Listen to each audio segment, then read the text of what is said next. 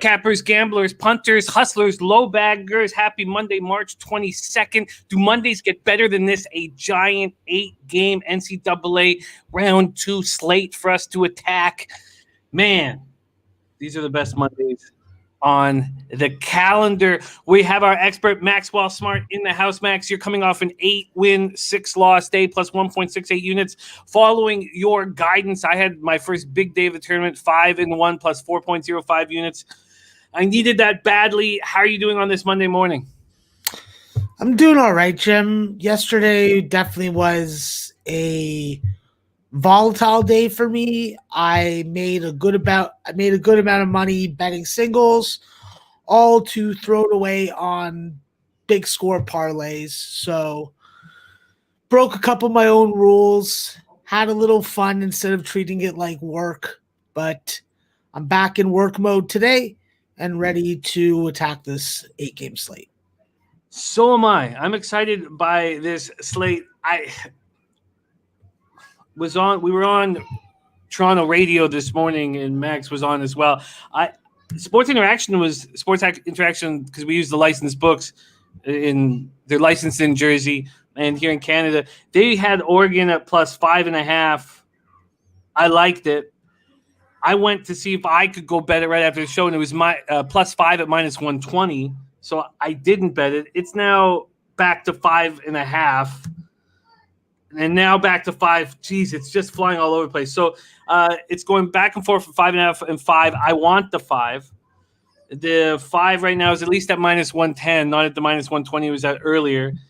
So I've yet to make any moves on this card, but I can't wait to break it down with you. Thank you guys all so much for joining us. Shout out to all the cappers in the chat. Nuke Worker ready to go. Crispus Attox says going with Oregon today, dropping the bag on it. I understand why. That'll be the first game we break down. That pops off in an hour and 40 minutes. We got Viper NB in the house. A Puzzler, a.k.a. Canascat. Earl Sports Bets ready to go. Earl Sports, great capper, great NHL capper as well. Leaf Featherchak, Vincent Gigante, Frank Vega, Jordy Nordman. Let's get to work, everybody. We got Sammy in the house. Tony Cobbs, Mark Rosado says UCLA, my lock of the day. UCLA first half, my lock of the day. You know, God, I can't wait to talk about that game too. It's been very interesting watching the market move on it, but who wants to fade a team from the Pac-12 right now? Max, here we go. Are you ready to start the first game on the docket? Yes, sir. 12:10 p.m. Eastern, West Region, second round, 7-seed Oregon Ducks, 20-6 versus number 2-seed Iowa Hawkeyes, 22-8, Bankers Life Fieldhouse, Indianapolis, Indiana. So the main question, and we'll get into all this, but the main question is, without their big, who would be perfect to defend Luka Garza, Nafali Dante, who's done for the season early in the season with a knee injury, who can they use on Garza? And I imagine they'll bring the 6'8 Chandler Lawson. They'll probably play help defense, which will open up the Iowa shooters. But that will be the main question that I ask our Maxwell Smart. Iowa opening up as 4-point favorites. It's now 5. There are a couple 5.5s out there if you shop. There are also 4.5s out there. This total opened up at 145.5 and is climbing fast. Max is all the way up to 149.5 at some books. Oregon had their 6-game winning streak snapped in a 75-64 loss to Oregon State in the Pac-12 semis. They lost as 8-point favorites. They were 6 of 25 from 3. Oregon State dominated the glass. That loss looks much better now that Oregon State is on to the Sweet 16. The Beavers out-rebounded Oregon 38-24, and I wonder if Garza is going to be able to do the same here against these Ducks. They have 5 players, the Ducks, averaging double digits, led by seniors Eugene Omarui and Pac-12 Player of the Year Chris Duarte, who each averaged 16.7 points per game.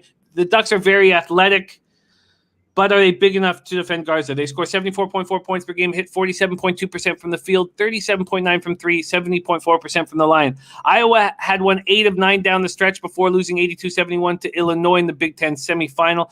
Kofi Coburn went for 26 points, 8 boards versus Garza. Against Grand Canyon, there was a belief that the Twin Towers, Asbjorn Midtgaard and Alessandro Lever would give Garza a tough time, and they did do that to some extent, but Garza went for 24 points, just 6 boards, but Iowa shot 53.7 from the field, 45.5 from 3. Wieskamp added 16. Bohannon 13, was 3 for 5 from 3. CJ Frederick just 7 points, but we know he hits 48.6% from 3. As a team, they score 83.8 points per game. They only turn the ball over 9.5 times per game. They hit 46.5% from the field and 38.6% from 3. Trying to get myself a 5.5 here, Max. How are you handling this first game of the day, Oregon Ducks versus Iowa Hawkeyes? Yeah, Jim. Well, I definitely agree with a lot of the general sentiment, full game when it comes to this side. I think with Oregon, definitely a second half team. And this is an Oregon team that's definitely played a lot of overs, but at much smaller numbers than we're getting lined today. They win with defense. They win with a low attempt efficiency style of offense. And listen, they haven't played for 10 days, so it is definitely plausible that they have a slow start. Iowa, what do we know about them? Very good first half team. We've seen it all year. But I do believe that Dana Altman and Fran McCaffrey having familiarity against one another and in a tournament setting is going to be something that ends up falling in favor of Dana Altman. I like this Oregon team better in second halves. I think as long as they can keep this game within under 10 points, I think that they do come back, and I think that they win the game outright. I think that with Iowa, I like them in the first half. They have a first half advantage by my numbers of 4 points. I think that with Oregon's field goal defense, sometimes it can leave a little bit to desire. And with Iowa, you have to chase them off the 3-point line. And they got to get the bugaboo off their back on a neutral court. I think it's a really extremely interesting matchup because for most teams, you can always run out your zone. You can always press them. But with Iowa, you just can't do it. I think that with Dana Altman's unique zone and unique traps are going to definitely be a look that Iowa hasn't seen this year. And I think that when you look at this Oregon Duck team, they definitely are going to have to stop Iowa from working their offense through Garza in the post. But I'm just not convinced that this positionless team without a true dominant big man is going to be at a disadvantage. I think that, like you said, they are going to bring that help defense. I think guys like Will Richardson, he's going to play a big factor. Eric Williams, the Duquesne transfer. I just think that, while Iowa's going to be able to score, I think that Oregon's been able to do the same thing. This is an Oregon team that, like I said, they are a low field goal attempt, low shot attempt, efficient team. So if they can get their style and pace because they win with defense, and they don't want to play a game that gets into the 150s. They want to play a game that's in like the 135 to 142 range. I think that Oregon eventually figures out how to lock down on defense. I think that they're able to shoot over Iowa's zone, which they've had a little bit of trouble with, although it's a small sample size. I think in the end, Iowa's is not going to be able to sustain their mistake-free ball movement philosophy. Oregon's going to be able to deflect and get in those passing lanes. And I look for an outlier performance from Chris Duarte and Eugene Amori. This is a group that, like I said, they play a lot of positionless basketball. They have a lot of different guys that can rotate and switch. When you're a switching, trapping, zone press defense, it's hard not to like you in a tournament game where the opponent hasn't seen you. I like Oregon full game plus 5.5, Jim. And I'm going to take Iowa because I'm going to just go with the numbers here. The data says take Iowa first half. I'm going to do it, and I'm going to lock up with Oregon full game. We only have 1 5.5 on the board with the licensed books here. That coming from Unibet plus 5.5, but it's minus 115. I'm going to just double check and see. Circa 5. Yeah, what do you think of that? Is it worth the 5 cents? Yeah, sure. I'll take it. All right. Oregon Ducks plus 5.5. Sorry, here we go. Plus 5.5 at minus 115 at Unibet. Locked in for Max. Rodney Hawkins in the house. We got Jay Money, Steve Broom, Amsterdam. What else? Puzzler, Robert Allen, Christopher Hester. Rodney Hawkins says, what about the over? And I guess, and I'm in the line shop for you on this first half for Iowa, but if we think that the Ducks are going to cover, does that make you want to go against this market move towards the under? I think that when I look at the total, Jim, when it comes to Oregon's pace and tempo and ability to execute their style of defense, I think that they may have trouble early. So a first half over would probably be the way that I would go about it. And then I would probably reevaluate at halftime based on how that turned out. But I will say this, I do have over 147 in a parlay, but it's a parlay. So -3. So BetMGM's moved that first half Iowa -3.5 at -105. We have a 3 at Circa at regular -110 juice. And let me just see now if I can get you anything better than that, or at least lower juice here at. Yeah, because I paid 7 cents for a half point. So I took 2.5, but I'll take obviously 3 on the show. Yeah, it's going to be a 3 here. That's the best I can get at this point. First half -3, -110 at FanDuel. All right. Jay Yim joining us as well. Let's keep rolling right now. Keep rolling. JW saying, I love the over here as well. Okay, that is the West Region second round. Oregon Ducks +5.5 at -115 at Unibet.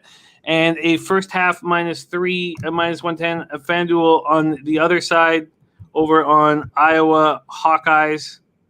And we move on.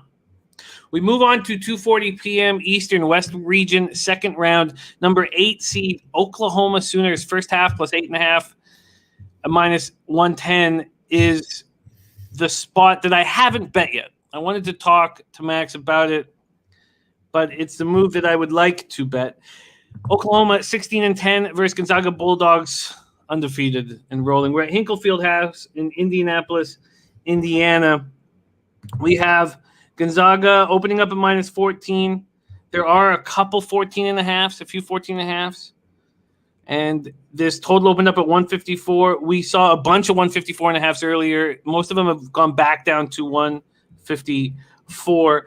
Oklahoma finished off the season in disappointing fashion, losing 4 straight before heading into the Big 12 tournament. They opened the second round with a win over lowly Iowa State before losing to Kansas 79-73. There were low expectations of them entering the tournament, expectations that became even lower after they lost second leading scorer Davion Harmon to a positive COVID test before the postseason started, or before the tourney started. The team came together in Harmon's absence. They played very well, defeating Missouri 72-68. Leading point guard Austin Reeves was excellent, going for 23 points, 6 assists, 4 rebounds. He averages 17.9 points, 5.6 boards, 4.8 assists. Brady Manick went for 19 points, hit 5 of 9 from 3. Elijah Harkless went for 16 points, 10 boards. Sooners averaged 74.8 points per game. They hit 44.2% from the field and 33.8 from 3. Gonzaga easily rolled in their first round opener, destroying Norfolk State 98-55. They've won 31 straight dating back to last season. This year in 27 games, only one team has come within single digits of them. We talked about that. That was back in early December, third game of the year. Corey Kispert led the way against Norfolk with 23 points, 8 for 12 from the field, 6 for 9 from 3 to lead an attack. That shot 55.7%. That's just barely above their season average of 55.1, so it's right on par. 14 of 27 from 3. Now, that's better than they usually shoot from 3. They're 36.5%. So, Max, and I really, obviously, I haven't bet yet, so I wanted to talk it out, but Jalen Suggs did not look very good against Norfolk State. And I know he's a very good freshman point guard, but 2 of 8 from the field, turned the ball over 4 times. Is it possible that he's overthinking things, uncomfortable, and that this matchup against an elite senior point guard like Austin Reeves might not be very good for him? This Gonzaga team trying to become the first team to finish as unbeaten national champion since Indiana in 1976. The Zags scored 92.1 points per game, and they're a scoring machine. Max, take it away. Can't wait to hear your breakdown. Oklahoma, Gonzaga. Jim, the great thing about Mark Few, the way that he coaches and the way that he manages his personnel is that there's always a guy that's ready to step up. And with this Gonzaga team, they have – hold on one second. Yeah, no problem, buddy. Sorry about that. They have what I call a gem. They poached him from Florida, and Florida's probably wishing they had this guy because they got their ass knocked out yesterday. Well, Andrew Nemhard from Aurora, Ontario, is just the guy you need. If Jalen Suggs isn't having a good game, Andrew brings some of the same offensive weapons, but more of a floor general type demeanor. I think that when you look at this Gonzaga team, they have advantages from all three levels versus this Oklahoma team. They have better three-point defense. They're going to convert and make more free throws. They are going to win on the defensive glass because what is Oklahoma lacking? True size at the 5 and at the 4. They can go big, but it's not necessarily high-octane offensive big. So I think with Gonzaga, the ball distribution is going to be key with Joel Ayayi and freaking Aaron Cook and Andrew Nemhard, and even to an extent Drew Timme. All these guys are good passing players. And I think that that's what you're going to see a ton of. A lot of guys being a little too unselfish. And I think it's going to work out in this matchup. We know about the quality that this Oklahoma team is bringing in with Reeves, with Umaja Gibson, with Elijah Harkless, Brady Manick up front. So they can score, They're going to run a lot of ball screens for Reeves. They're going to hope that he can get into the lane and get to the foul line. And when Oklahoma went big against Mizzou, which they had to do, it allowed Elijah Harkless to shift down and play that 3.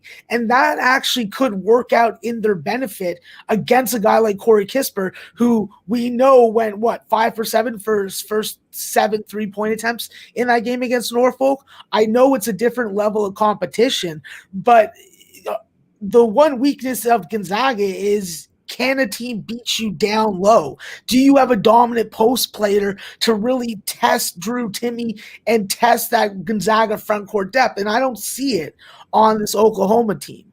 I think that with Oklahoma not having Davion Harmon, it just takes away some of their dribble penetration, their pick and pop ability, and their ability to score off these ball screens that they're going to run a ton of. I think that when you look at Gonzaga, there's just too many weapons at too many different levels that can beat you on any given game. So I think that they took Norfolk State a little lightly for about 7 minutes, and then they snapped out of it. I think they're coming in like a bunch of tiger sharks, and they're gobbling up everything that's around. So Oklahoma, I'm glad that you got a good matchup against Mizzou in the first round, but your time is done on NCAA tournament Bubble Island. So I'll take Gonzaga first half, and I'll take them full game. A double up on Gonzaga for Maxwell Smart here. And Jim, I'll just point this out. Sure. I think that Jalen Suggs has a much more effective game, also not having to deal with Davion Harmon. So we'll see how it turns out, but I think that Gonzaga had their little bit of their walk on the wild side, and now we're going to see them get down to work. Plus 14 or 14.5. We can get you that 14.5 at minus 110. That's available at FanDuel, Will Hill, Caesars, Bet365. The other books have moved it to 14. Plus 14.5 at minus 1. Whoa. Yeah. Minus 14, Gonzaga. Oh, sorry. Sorry, Alexis. Oh, good. Minus 14.5. Sorry, I'm still thinking about Oklahoma. Minus 14.5 at minus 110, available at FanDuel. And we'll get him a first half look right now. Let's see what we can do. No 14 is available, Jim? Sorry? No 14? Yeah, what am I talking about? Sorry, I'm dealing with a lack of sleep here. That's all right. You're a father. You're a family man. We you. all envy your life and respect. Minus 14, of course. Why I was sorry. My head's okay. All right, let me just have a sip of coffee. Shake Yeah. that shit out. Take your time. We got time. Don't worry. Yes, there's 14s available at BetMGM, Sugar House, PointsBet, Bet Rivers. So we'll get you that -14 and -110. Thank you. Thank you. All right. Lock that in. -14 at -110. And that is locked in. And then let's get that first halves for you. We got Marlon in the house. Great to see you, Marlon. Great group here. -14, -110 at BetMGM. So fix that here. Perfect. And then looking for first halves for Max. We'll start with Circa, although they are hanging that 14.5. They have first half at 8.5. We should be able to get you an 8. See if I can get you one here at FanDuel.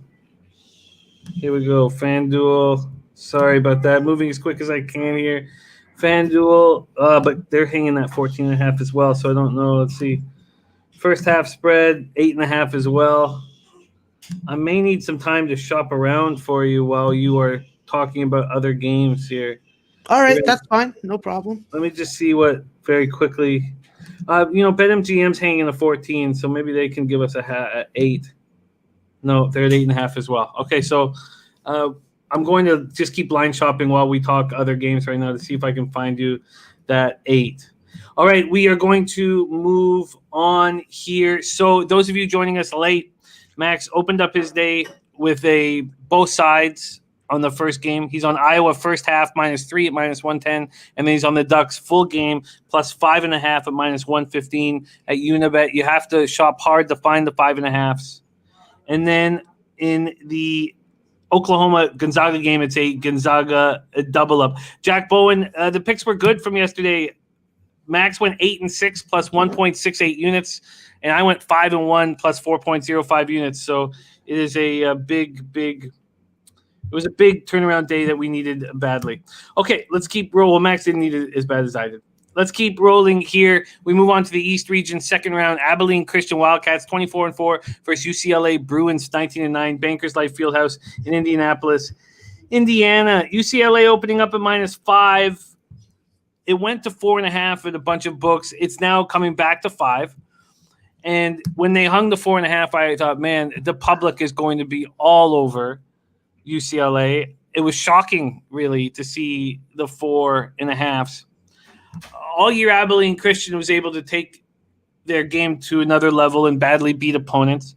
They won their 2 games in the Southland tournament by a combined 56 points. The Hinkle State team they defeated 79-45 in the Southland Championship, went 14-2 in conference, and earlier in the year lost just 86-80 on the road at LSU. So they were badly beating good basketball teams. In the win over Big 12 champion Texas, they shot just 29.9% from the field and 16.7% from 3 and beat them. They coerced Texas into 23 turnovers, only turned the ball over 11 times themselves. They have size and 7 foot, 240-pound senior starting center Colton Cole. And then they have that 6'5", 265-pound sophomore Arian Simmons coming off the bench. What a monster. I mean, when I looked at and saw he was 6'5", I was like, come on, he's got to be taller than that. He's huge, but just 6'5". Combine those two with the 6'8" slasher 3-point specialist Joe Pleasant. Averages 10.8 points per game and hits 47.6% from 3. This is a tricky team. Pleasant is combined to go for 24 points, 16 boards, 3 for 4 from 3. I mean, this is a tricky basketball team. That was 24 points, 16 boards, 3 or 4 from 3 were in the 2 conference games in the Southland. They have 9 players who average 15-plus minutes a game. These guys believe in themselves. They hit 46% from the field, 35.3% from 3, and 67.3% from the foul line. Now we talk about UCLA. That 4-game losing streak to end the season certainly doesn't look nearly as bad now. They closed the regular season with losses at Colorado, Oregon, and lost by 1 point at USC. They lost to Oregon State in overtime of the Pac-12 quarterfinals. All those teams are alive and shining in the NCAA tournament. They defeat Michigan State in the playing game 86-80 in overtime. Johnny Juzang and Jamie Jacquez Jr. dominate. Both 6'6" sophomores. They combined for 50 points, 8 boards on 20 of 40 shooting. They followed their first that beautiful 20 of 40 game up with another excellent performance in their 73-62 triumph over BYU, combined for 40 points, 13 boards on 15 of 23 shooting. They have 6'9", 225-pound junior Cody Riley and 6'9", 255-pound Nigerian Kenneth Nwuba, taking some pressure off them to be physical. They also have 6'6" Jules Bernard's athleticism on the floor. Tough team to defend. 5 starters average double digits. And Tiger Campbell plays clean and controlled basketball. 2 turnovers in 64 minutes in the tournament. Against BYU, as a team, they only turned the ball over 4 times. They hit 46.2% from the field, 36.7% from 3. This is a tough team to beat, but this line has me questioning whether it certainly kept me from moving on UCLA. Max, take it away. Abilene, UCLA. Yeah, Jim, with Abilene, you have to understand what type of defense this team is going to play, which is a lot of trapping, a lot of denial in the half court, trying to push it out to the sidelines. And what do we know about UCLA? Well, you just mentioned the 2 J's, Juzang and Jacquez, and what do? They kill it on the sidelines. So you could push them out there. You're just going to get beat from the 3-point corner over and over again. And what do we know about UCLA's half court offense? Well, if you're an aggressive perimeter defense, which is exactly what Abilene Christian runs out, we've already seen how that works out. Arizona State runs the same type of defense, and I don't know what the numbers were, but I know that UCLA scored, I think, at least 80 points in both games. So I'd have to check the game log to double check that, but I just don't know if Abilene's going to have the same kind of success that they had against Texas in this matchup. We're finally seeing UCLA play like a Cincinnati Mick Cronin team. And with Nwuba coming into the lineup, well, you could understand why. And it's even more surprising that they've been able to do this without Smith and Hill. So I think that Cody Riley obviously plays a big role. If he can freaking play behind the pressure of Abilene and stop some of this backdoor action that you're going to see. But I just don't know how this UCLA team stops the front court activity and production of Abilene Christian. I love Colton Cole. I think that he's one of the best mid-major passing big men. And if he can stay on the floor more than 20 or 25 minutes, this is going to definitely be a major asset for Abilene Christian. This is a spot where I instantly look at first half under, full game under. I think that Abilene is definitely a dangerous dog with their style of defense. The question is it going to work against UCLA in this tournament? It's hard to score more than 72 in a game against this Abilene Christian team. I think that only one team has done it recently, at least that I can remember off the top of my head. And UCLA really hasn't been a kind favorite at any kind of number range, whether it be 5.5s all the way up to 9.5s. So I'm not really liking the number here. I think that both teams are going to bring first half defense. We've seen 31s, 30s, and unders from both of them on their opponent's scoring output. And I think that when you look at Abilene's 3-point defense, that's where you're going to really need to see some productivity. You're going to need to see them be able to close out without fouling. And we've been seeing a lot of these 3-point shooters being fouled on these shot attempts. I think Abilene Christian starts off with a good first half if they're going to be in this game late. I think they got to win at the free throw line, and they got to do something to score inside and not have their low post, low block offense thrown into whack. I think that UCLA is going to put Abilene on the free throw line. I think that this is definitely a bad matchup on the glass for UCLA unless they go big for, I would say, maybe 30 minutes of the game. Otherwise, Abilene Christian is going to be able to force some turnovers, get a couple steals, win on the offensive and defensive glass, and I think that they can win this game also. I think they can knock UCLA out. So I'm going to play it safe and just take Abilene on the spread, and I'm going to take the first half under and the full game under.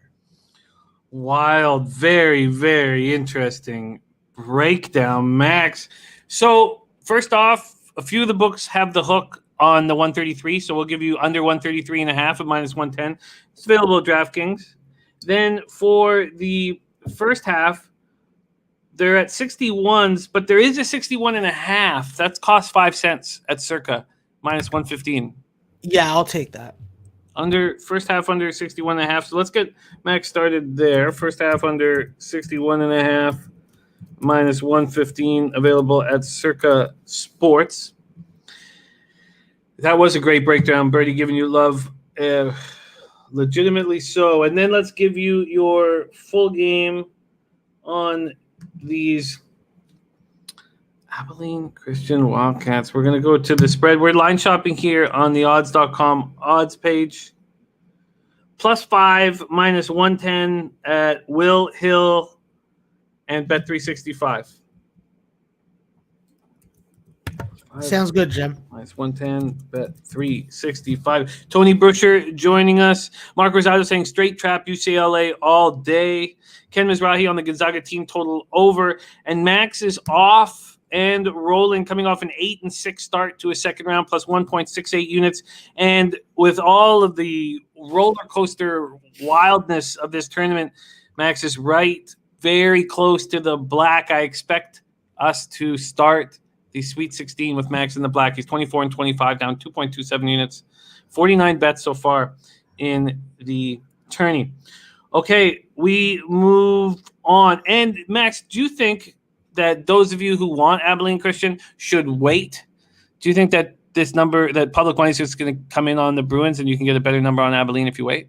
I think that there's definitely an argument to be made to do that, but from what I can tell and from what I'm reading, people really don't know what to do on this game. So I think that odds makers are really waiting to see what the betting market wants to do and then adjust accordingly. So I think that you're bound to see something go up in favor of UCLA. I'm just not sure when that's going to happen. We have a Nate Dogg 420 in our chat. He's coming off a big score yesterday. He took 4 of the college games to be within 1 to 5 points. Finished with between 1 to 5 points, and that paid out enormous. Nailed those pro line tickets. Enormous. Sonny Griffin in the house. Champino, ready to go. Nice to see you, Champino. Okay, let's keep moving here. We move on to 6:10 p.m. Eastern. This is the 4th game of 8 giant games today. West Region, second round, number 13 seed, Ohio Bobcats. And in the peripheral vision, I just saw pigeons fly onto my balcony. And those of you who know me know nothing angers me more than these flying dirt rats on my balcony. West Region second round, 13 seed Ohio Bobcats, 17-7 versus number 5 Creighton Blue Jays, 21-8. Hinkle Fieldhouse in Indianapolis, Indiana. Let's see what we are dealing with from a market perspective. And man, this is going to be a beauty. Ohio opening up as 6-point dogs. That moves to 5.5. Some books have moved it to 5. This total opened up at 150.5. That's gone down to 148.5 at some books. You can still get 149. You can still get 149.5. Ben Martin in the house as well. Great to see you, Ben. On February 27th, Ohio lost badly, 86-66 at home to Buffalo. They were just 4 of 24 from 3. And due to other schools' COVID situations, it was their last game leading into the MAC tournament. Since that disheartening loss, Ohio has been rolling. They defeated Kent State, Toledo, and then exacted revenge on Buffalo, shooting 8 of 15 from 3 and beating them 84-69 in the MAC Conference Finals. That momentum was carried over when they came into the tourney as a 13 seed and defeated defending champion Virginia 62-58. 6'8" junior Vanderplas went for 17 points, 5 boards, 4 assists. He averaged 13 points, 5.6 boards, 3.8 assists on the season. But as Max has talked to us about throughout the season, it is Jason Preston is the straw that stirs the drink. He was all over the court, 11 points, 13 boards, 8 assists. Incredible. Stat filler. Average 16.3 points, 7.2 boards, 7.3 assists on the season, while also shooting 40.5% from 3. Struggles from the foul line. But with Preston running the show, Ohio's offense was a force all year. 80.9 points per game, 17.8 assists per game. Shot 48.9% from the field, 36.1 from 3, and 70.1 from the line. Creighton bounced back from their lopsided 73-48 loss to Georgetown in the Big East final by squeaking past UC Santa Barbara in the first round, 63-62. Creighton will play for its first Sweet 16 appearance since 1974. Something to play for. Marcus Zagorowski scored 17 points out of 8 assists to lead Creighton. He averaged 15.6, 4.5 assists, 3.7 boards on the season, hit 41.5% from 3. Christian Bishop added 15 points and 11 boards. He averaged 11 points, 6.1 boards on the season. Then Denzel Mahoney, Damian Jefferson, Mitch Baylock, all averaged double digits for the Jays. Creighton scores 77 points per game, gets 59.9 assists, turns the ball over just 11.1 times a game. They hit 47.6 from the field, 36.7 from 3, and 64.2 from the foul line. Maxwell Smart, here we go. Ohio, a very popular dog here. Do you agree? You know how I feel about popularity of picks. Doesn't really matter to me what other people are betting. I'm just worried about what my money's on. And I have to look at Ohio pretty objectively here because with Creighton, these are both very similar offenses. What do they want to do? They want to freaking run a ton of ball screens with a lot of cutters to the rim. And they both do a very good job of that.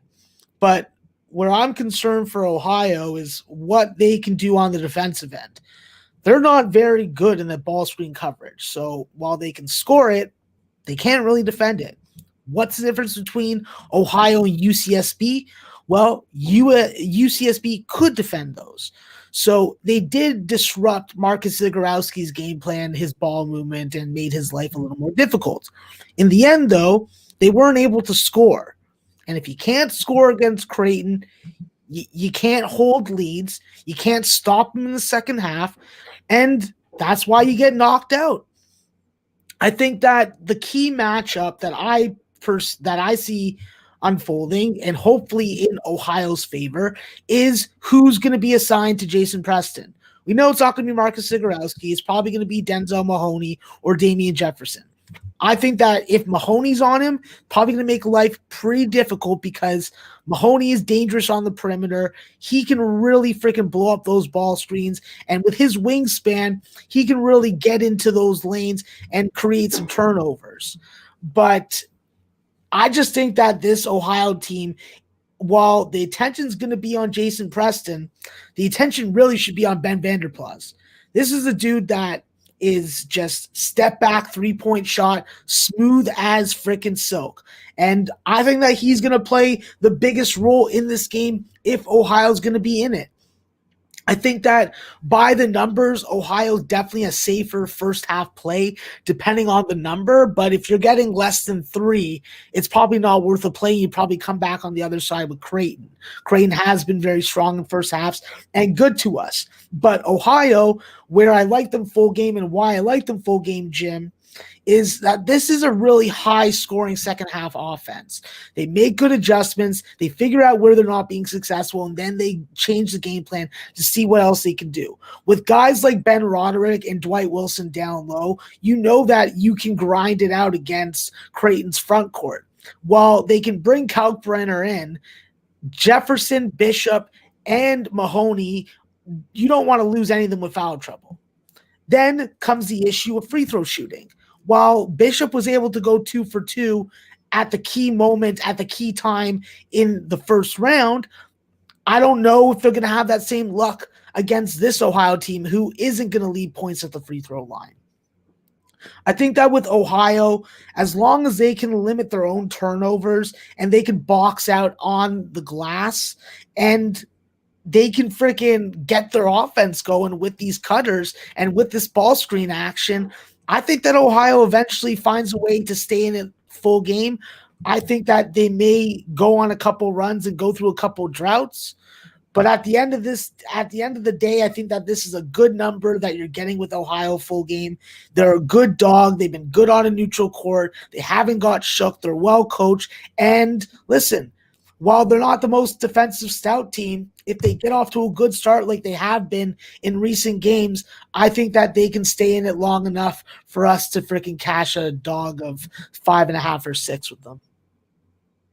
5.5 is what I can get you. 5.5 and -110. Let's just see if Circa can come in and help here.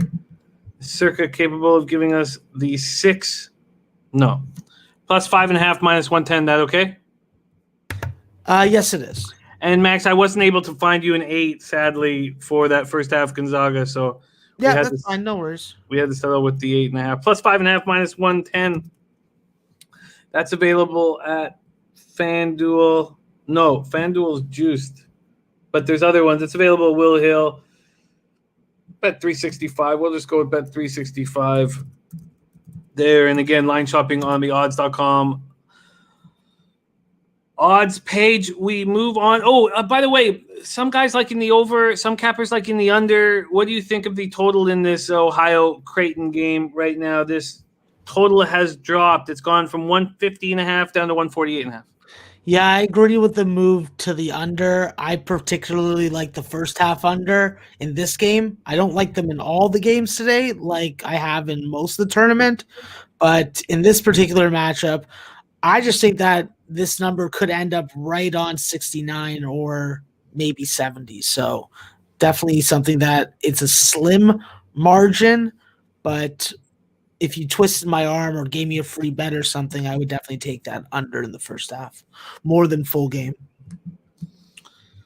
All right, great breakdown. That concludes the first 4 games on the schedule. Quick recap. We have Max on Oregon plus 5.5 full game, but Iowa first half -3.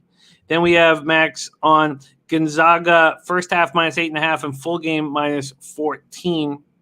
Then we have Abilene Christian Wildcats plus 5 at -110, as well as the full game under 133.5 and first half under 61.5. Then he jumps on the Ohio Bobcats plus 5.5. We move on to the East region, second round, 7:10 p.m. And this is the big game of the day. They're all huge. We've got a couple big boys in action. Number 18, LSU Tigers, 19-9 versus number 1 seed Michigan Wolverines, 21-4. We're at Lucas Oil Stadium in Indianapolis, Indiana. See what we are dealing with here. We have Michigan opening up as 5-point favorites. That's moved to 4.5 at the leading indicator offshore book. And it's still at 5.5 at a couple offshores. This total opened up at 149 and is now down to 148. There are a couple 148.5s on the board. We have no 5.5s from the licensed legal American books, just 5s on the board.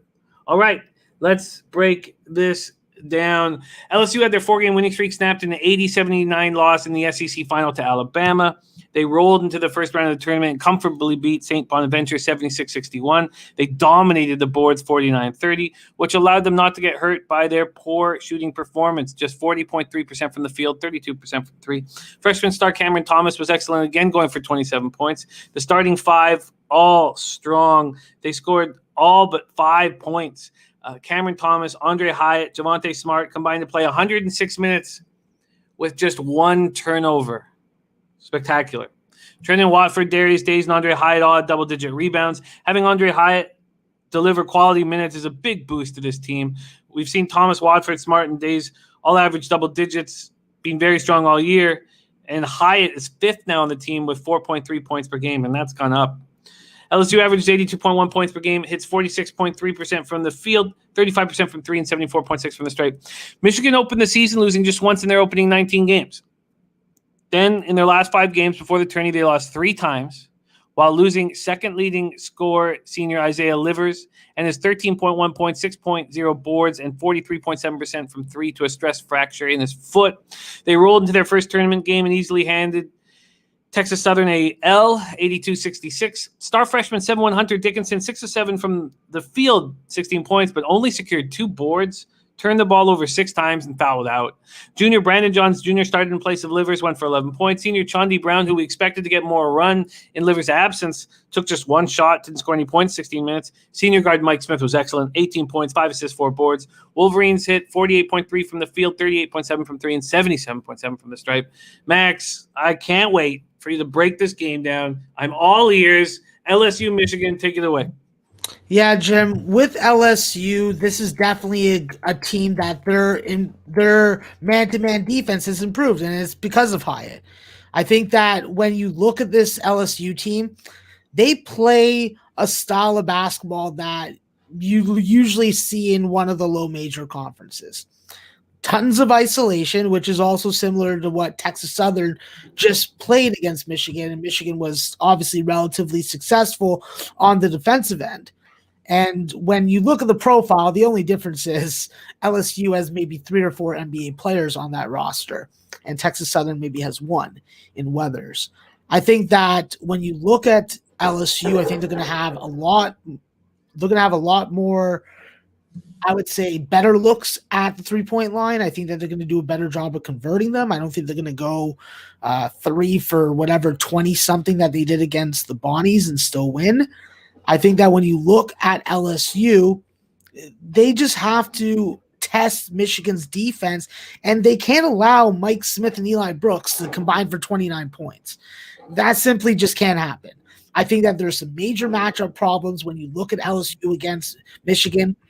Hunter Dickinson's going to have his hands full, because when you look at Watford's going to take Dickinson out of the paint area. He's going to have to defend the 3-point line. If they switch him on Darius Days, we know that Darius Days can hit a 3 also.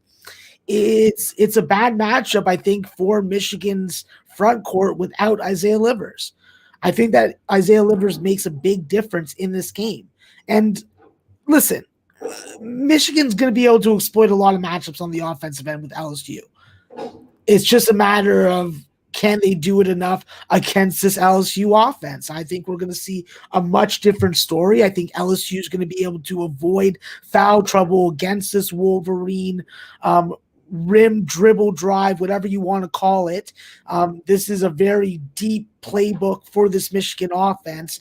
So it's just a matter of, can they overcome the physicality of Michigan? Without Isaiah Livers and you got Brandon Johns in there, you're more physical. You can attack the bigger bodies in the paint more with your dribble penetration, in your ISO, in your one-on-one advantages if you're LSU.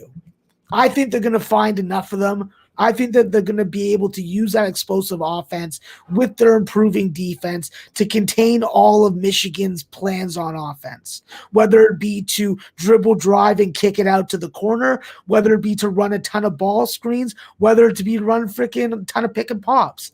I just don't think that Michigan, without Isaiah Livers, is equipped to go up against this LSU team unless they put themselves in foul trouble.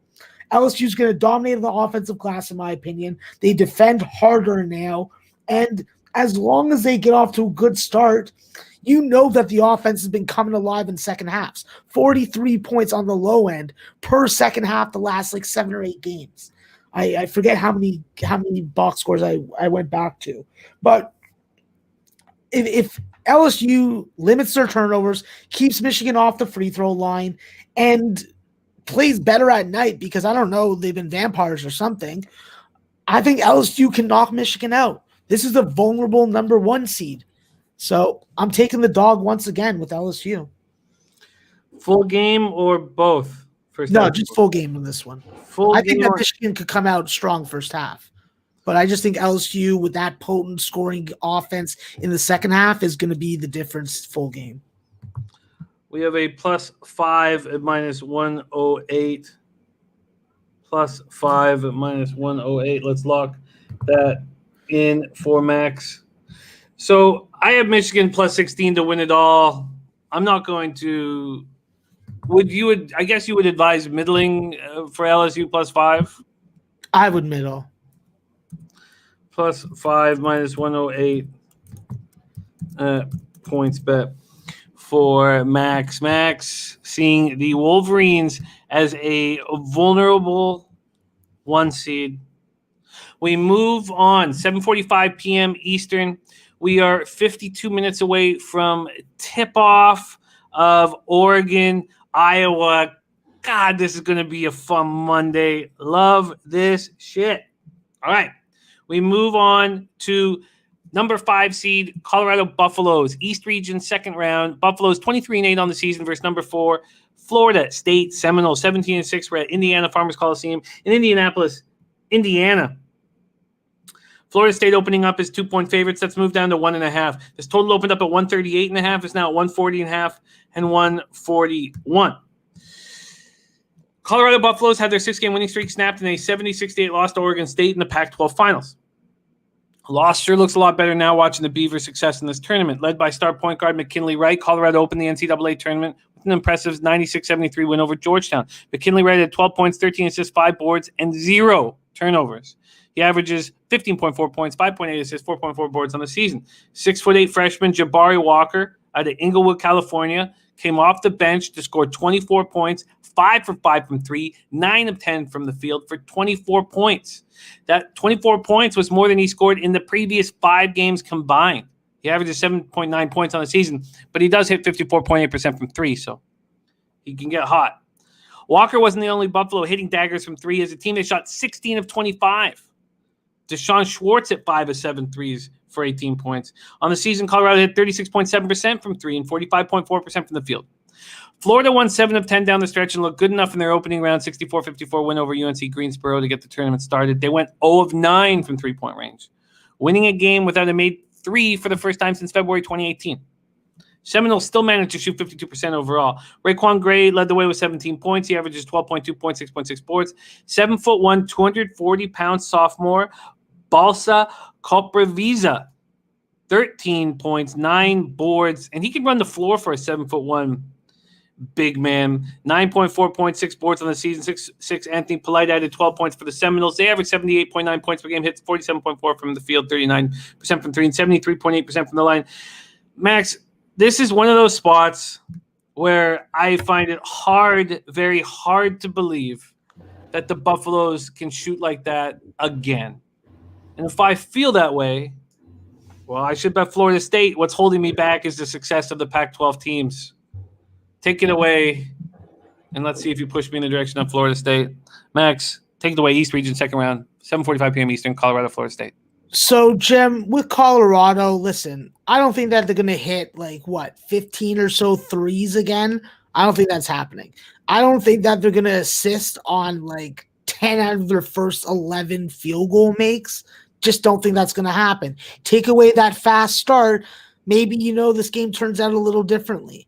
I think that going up against Georgetown's half-court defense to going up against Florida State's switching defense where they can switch, Koprivica can play on freaking McKinley Wright. So there's a lot of versatility on this defense from Florida State. And I think that when you look at that particular switching matchup, that's going to play a critical role if Florida State's going to be able to have any success. Really, when you look at Colorado, if you can contain or bottle up McKinley Wright, you really take away a lot of their offensive facilitation. They don't run a ton of sophisticated offense. It's more just McKinley Wright trying to get guys in the right spots to score the basketball.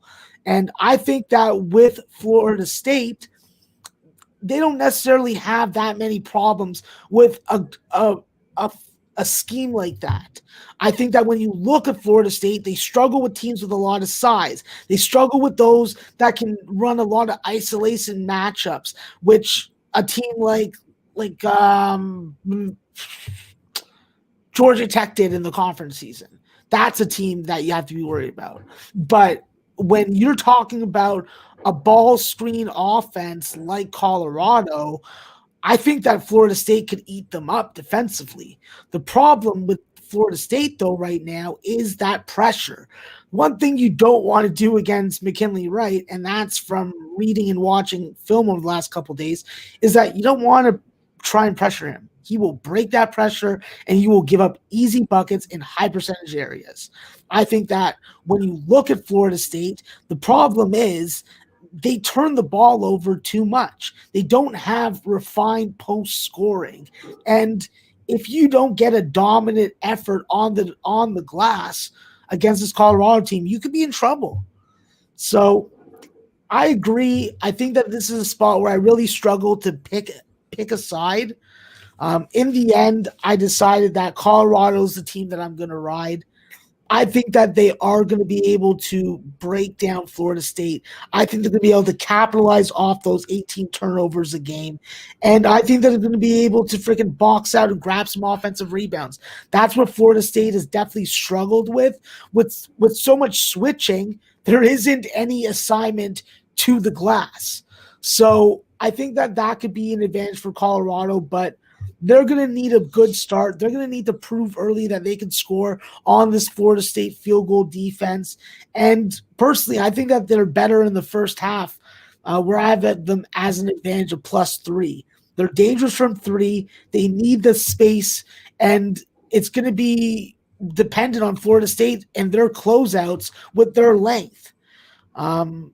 I think that Colorado gets to the free throw line versus front court. I think that they get some second chance scoring opportunities, and I'm going to keep on putting my faith in a conference that I talk shit about on a regular basis. A conference that if I had a dartboard, I'd put their logo up and I'd throw darts at it. But I don't have that. So I'll just take Colorado at the best line that you can get me on the spread, Jim. So you'd rather have the +1.5? You want me to shop for a money line? What's the 1.5 juice at? The best juice I can get you is at Bet Rivers at -109. No, let me get the money line instead. The best money line I can get you is +106 at FanDuel. Yeah, we'll take the 106 then. +106 here, and people on both sides of the coin. Yeah, this is a tough game for me to choose, but we got to go one way. I do think that the over also has some value if you can get under 140. Very, very exciting here. +106 money line on the Buffaloes. Our big Ragu placed a large bet on Florida State over 1.5 wins in the tournament, and he does like Florida State here. And Ski said FSU plays fast. Colorado can shoot, and foul line's good. Lean over in Colorado too. Wow. Dommy Gun in the house, liking Stetson first half and the under 71.5. Okay, let's move on here, and I will review all of Max's action. Max coming off an 8 and 6 day plus 1.68 units, and following his guidance, I went 5 and 1 plus 4.05 units. We have the 10 seed Maryland Terrapins, 8:45 p.m. Eastern. The Terps 17 and 13 versus Alabama Crimson Tide, 25 and 6. We're at Bankers Life Fieldhouse in Indianapolis, Indiana. We have Alabama opening up at -4.5. That's moved to 5.5. This total opened up at 137, is now at 138.5. T-Mars with a Colorado LSU parlay. Let's go. Terps Tide. After losing 3-4 heading into the tournament, not a lot was expected of Maryland. That changed in a hurry when they soundly defeated UConn 63-54 in round 1. They shot 51.2% from the field, 50% from 3 against a good defensive team. As always, the three-headed monster of Eric Ayala, Andrew Wiggins, and Dante Scott led the way. Ayala went for 23 points, Wiggins 14, Scott 12. The three all averaged double digits, led by Ayala's 15.2 points per game. On the season, the Terps hit 45.6% from the field, 35.3% from 3, and 70.2% from the stripe. Alabama opened the tournament with their 7th straight win, a comfortable 68-55 victory over Iona. Coming off their first SEC title in 30 years, Alabama dominated the boards 42-26. Were led by star senior 6'8" Herbert Jones, went for 20.6 boards. He averages 11.5, 6.5 on the season. Shackelford and Petty each got 10. Combined to go for 7 of 22 from the field, including 2 for 10 from 3. And fresh off his MVP of the SEC tournament, Javon Quinterly continues to give the Tide huge minutes off the bench. This time 11 points, 3 boards, 2 assists. Alabama scores 79.6 points per game, hits 43.1 from the field, 35.1 from 3, and 72% from the stripe. Max, Maryland, Alabama, take it away. Yeah, Jim, this is obviously a post-traumatic stress situation for me. Seeing Maryland, seeing that I have a Maryland hat in plain view right now, knowing that they eliminated my Huskies. But we're betting here, trying to take my heart out of it. And listen, the numbers say Maryland first half money line and first half on the spread. We know that Bama is definitely a slow starter. They need to convert their high percentage shots, and first halves have been tricky for them. They are definitely a team that I advise the second half play on. That's where I like them the best. But if you had done that against Maryland in recent performances, you would have lost as well. Maryland has been throwing in wire-to-wire performances.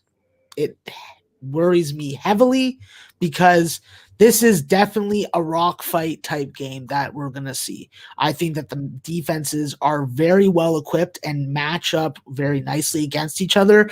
We know that Nate Oates, while he's not a very, I'm not going to say,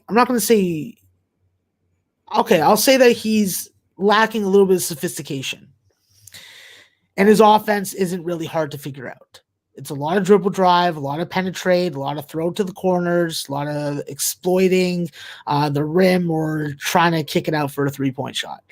Unfortunately, against this Maryland team, which I've had to learn the hard way and with my money, is that they can really guard. And they can guard big, they can guard small. They can guard 1 through 5, they can switch, and their transition defense is what's going to give Alabama the biggest problem, in my opinion, today. The issue for the Tide is, can they put it on the floor and shoot it? We've seen John Petty in one of the worst time slumps of his Alabama tenure. And with Maryland, I'm just not sure they get enough offense for 40 minutes. I think that they can lock down on defense for 20, get enough offense to win this first half. I like the first half spread. I like the first half money line when it comes to Maryland. I like the full game under. I like the first half under, but I have to pick and choose. I'm not going to play all 4 as official show picks. When I look at this Maryland team, if Maryland can score enough, they definitely have the offensive versatility to stop an elite pick and roll defense from stopping them from getting to the rim. There's a lot of athleticism. There's a lot of good interior passing with this Trojan squad. And listen, if they got to go in a lot of motion plays, then that's just because of the personnel on the floor. They don't really have a true point guard. They don't have a true big. I think that the interchangeability of this roster and an outlier performance from someone off the bench is going to be the difference. I think that Alabama definitely struggles early, has to make some adjustments, but for show purposes, we're just going to take the spreads with Maryland on the first half and Maryland on the money line first half. I lean towards the under 64.5 first half, and I lean towards the full game under as well. So was that Maryland first half money line and full game spread? No, Maryland first half money line and first half spread, doubling up on the first half. Let's lock Max in right now. Very, very. God, these games are going to be so much fun today. What a fun day we have ahead of us. Okay, so for first half, we have a +3 -105 and no money line at circa. So let's see what Foxbet. Can Foxbet help now? They have spreads for their first half. So we're giving us them earlier in the week. Here we go. Let's see what they can give us. Fox Bet here. First half. Wow, they're not giving us a spread. But the first half money line for Maryland's +160. So at least we have something to compare. Here we go. We're going to move over to FanDuel and Maryland, Alabama. They're at 5.5. I wonder what their first half spread is. 3.5, but that's at -116, and the money line +168. So Max will have options for the spread. We'll look at BetMGM and close up shop here for Max to let him decide what he wants to do. So Max, right now you have the decision between the +3 at -110, +3.5 at -116. The best money line that we can offer you is +168. And here we can offer you 165 and 3, so nothing there. Okay, so that's the situation, Max. What do you want to do with the spread? Yeah, 3.5, please. All right, 3.5. So we have Bet365 is offering that 3.5 at -110. All right, sounds better to me. They're also giving the money line at +170. So those are the best opportunities for first half action. So +3.5. -110 and +170 money line for first half action for Maxwell Smart, both available at Bet365. All right, we move on. 9:40 p.m. Eastern. Number 6 seed USC Trojans, 23-7 versus Kansas Jayhawks, 21-8. We're at Hinkle Fieldhouse in Indianapolis, Indiana. We have the Trojans opening up as 1-point favorites, and that has switched to Kansas. There are a few pick'ems on the board as well. This total opened up at 134. It's moved up a half point to 134.5. Couple books have 135s. After losing to Colorado 72-70 in the Pac-12 semis, USC comfortably defeated Drake 72-56 in the opening round of the tournament. The Mobley brothers were excellent, combining to go for 32 points, 16 boards, 4 blocks. The pair give the Trojans so much size and strength inside. Senior guard Taj Edey was all over the court, scoring 9 points, 10 assists, 6 boards. Trojans hit 46.7 from the field, 34.8 from 3, and 64.7 from the line. Kansas got their 9th win in 10 games, 93-84 over Eastern Washington. David McCormack gave Kansas a spark when the big man returned from his COVID-19 quarantine, 22 points, 9 boards in 25 minutes, and they need him badly without leading rebounder Jalen Wilson, who's also in quarantine. It's possible Wilson could be available for the Sweet 16. Marcus Garrett added 20 points. Ochai Agbaji, 21 points. DeJuan Harris Jr., 13. Christian Braun, 12. This is a tough, deep squad. They hit 44% from the field, 34.4 from 3, and 71.2% from the foul line. Max, we close up the round of 32 with this matchup between USC and Kansas. Can't wait to hear the breakdown. Take it away. Yeah, Jim, I think that the line is moving because of the news of Jalen Wilson's entry into the lineup. I think. What was he in? That's the news that I heard. I have to look more into it. Whoa. Originally, I lined this game at 3 with him out of the lineup, so I'm going to have to reevaluate where I'm going with this game. But listen, Kansas has to do a better job of dealing with the turnovers, the gambles on defense. You really saw them make a fool out of themselves against Eastern Washington. This is an elite defense, a team that regularly keeps teams under 65. And I think that in this matchup, they're going to have to gamble against this Trojan perimeter offense because they're huge. I don't know how they stop them inside. I think that David McCormack's going to have a difficult time going up against the Mobleys and then Chavez Goodwin off the bench and Max Agnopolo, probably butchering his name, but whatever. I think that the biggest advantage that Kansas is going to have is just in the backcourt. When you look at Harris, when you look at freaking Marcus Garrett, then you throw in Jalen Wilson. Both these guys can dominate you defensively on the ball. They can really take advantage of USC's backcourt.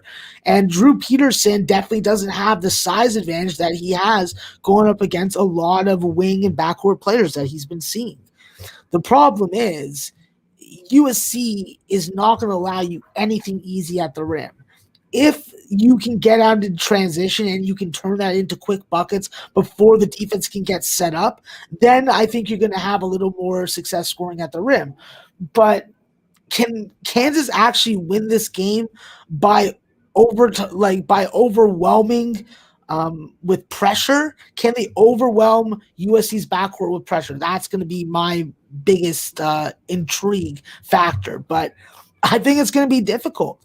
I think that it's hard to score on transition against the Trojans. It's hard to score at the rim against the Trojans. And that just takes away a lot of Kansas' best offensive weapons. They can hit some threes, but I don't know if they're hitting 13, 14 of them. So I think that when you look at it, even though you're probably going to get some more shot attempts against this USC team, I don't know if it translates to points in the win. I'm going to go with my number here. I'm going to take USC, but I'll tell you right now, there's a chance that I decide later in the evening, depending on how the day, to make a move differently. That may entail buying off it, or that may entail getting on Kansas first half. Right now, I'm going to go with my number, and I'm going to take USC at this better number than I could have got 3 hours ago. Money line minus 105. The spread at that number. All right. We can get you plus 1.5 at minus 105. Perfect. Oh wait, sorry, that's not a plus. Sorry, there's only one plus here with these books. There's a plus 1 at minus 110. My fault. Sorry. Yeah, I'll take it. Okay, plus 1 on the Trojans, plus 1 at minus 110, and that is available at BetMGM. Plus 1, it's 110, BetMGM. All right, Randy Miller interested in favorite picks. It's not, with a better like Max, he's a volume better who takes a ton of shots, and best bets aren't something that he likes, and so we just want Max to do what he does, and that's volume betting. So we don't ask him for best bets anymore, and I think it works that way. We want to put Max in a situation that he puts himself in, and that's not making a big single bet, but hammering the board. So let's review Max's action from top to bottom. He is coming off an 8-win, 6-loss day plus 1.68 units. He's sitting 24-25 on the tournament, minus 2.27 units, ROI minus 4.63%. But overall on the season, 278 wins, 242 losses, 53.5%, plus 15.85 units, ROI plus 3.05%. Here we go. Oregon Ducks plus 5.5 full game. Iowa first half minus 3. That's how he starts his day off, and that game pops off in 29 minutes. God, it's gonna be a fun day. Then Absolutely. He's got Gonzaga first half minus 8.5 minus 110, and full game minus 14 at minus 110. Then we have Abilene Christian plus 5 at minus 110, and a double up. First half under 61.5, full game under 133.5 in Abilene UCLA. Then we move on to the Ohio Bobcats plus 5.5 at minus 110. LSU Tigers plus 5 at minus 108. Colorado Buffaloes at plus 106. The Terps first half plus 3.5 at minus 110, and first half money line at plus 170. The Trojans plus 1 at minus 110. Max, how does that sound? Sounds good, bud. Just hope that there's more winners than there are losers in that pile. I hope so as well. Brooklyn Funk Project, thank you for the kind words. John Chow, absolutely, my friend. Okay, and we have so many of the OG low baggers in the house. It's wonderful seeing everybody. Love the OG low baggers. Yeah, man, we have them joining us for these live Monday shows. I love it. Okay, so this is our plan. Max and I will be back in action tomorrow. We're going to break down the Sweet 16 games. But other than that, this is the last time you're going to see us a little while, unless you jump on Max's Patreon, where you can keep Max in front of you more and more. Max, before I give a shout out to all the guys in the chat supporting the show, do you have any final words about this card or about this tournament? Listen, it's been a volatile tournament, obviously with so many underdogs hitting. It's just a matter of time before the favorites clean up one day. Hopefully today isn't the day, So just going to go with what the data says, what the eyes are telling me, and what the stats are saying. So I just I try and play these numbers and try and break down the teams for you guys. And I'm just hoping and praying that it works out better. I just need to have a nice, big, healthy day like Jim had yesterday. And then I can spoil myself with some cupcakes and some ladies of the day. Max, I know you haven't crunched these numbers, but the first thing I looked at when I looked at Saturday's card was how do I not take – and I know that you don't really like to dive deep until you crunch numbers, but Is this a recency bias because of the underdogs cashing, or does Oregon State at +7, Oral Roberts at +11.5, Syracuse at +6 or 6.5, and Villanova at +6.5 look good? I think that when you look at Oregon State, they're probably the most attractive one. But like Jim, I haven't looked at the numbers, so I can't really give you an educated opinion yet. I can only give you my gut, and I think that Oral Roberts with their 2-man offense, you could try and stop them out on the perimeter, but we've been seeing other guys step up. They've been bringing the defense at the right time of the game, which is the second half. It's hard not to like them at double digits. And with Oregon State, I think that they can win outright and continue the advance. I'm really impressed with their length at all 5 positions. I'm impressed with their ability to keep teams out of the paint. And listen, if they're going to continue getting bench production from guys like Windsor, Ontario's Maurice Kalou, they're going to be a tough team to beat because they're going to be continuously underestimated. And we saw the result of it last night with the Cowboys. And as for movement here at Bet365, Oral Roberts has gone from +11 to +11.5 in the last hour. And Syracuse has gone from +6.5 down to +6. Yeah, well, with Bet365, they're a recreational book. I don't really take any kind of line movement that they initiate that seriously. If it was Pinnacle, if it was like a bet online move, then okay, yeah. But for me as an offshore bettor, Bet365 is the one that I just like to have fun on. They give you too many options to beat them. So I think that Arkansas is a good test. I think that Loyola Chicago is a good test. But at the end of the day, Loyola Chicago doesn't need to win the game by margin. They just need to win in advance. I think that Oregon State could give them a little bit of their own, give them a taste of their own medicine. And with Houston, they're vulnerable as fuck. With Giroux and that hip injury, it's not going to be healed. They're still going to be monitoring his minutes. I think that Syracuse, I hate to say it, but goddamn, they could win this game also. So it's going to be a real volatile Sweet 16, or at least on the Saturday card. But so just from first glance, the one that you dislike the most would be Villanova +6.5. Yeah, I think that. Listen, with Baylor, it's not about what Baylor's opponent does. It's about what Baylor's doing. If they can operate fast, if they can score from the perimeter, they're hard to beat. They're one of the rare teams that don't post up. They don't have post up offense. Everything is dribble drive. Everything is screen and freaking everything is pick and roll. I think that with Baylor, against Villanova, this is a bad matchup for them.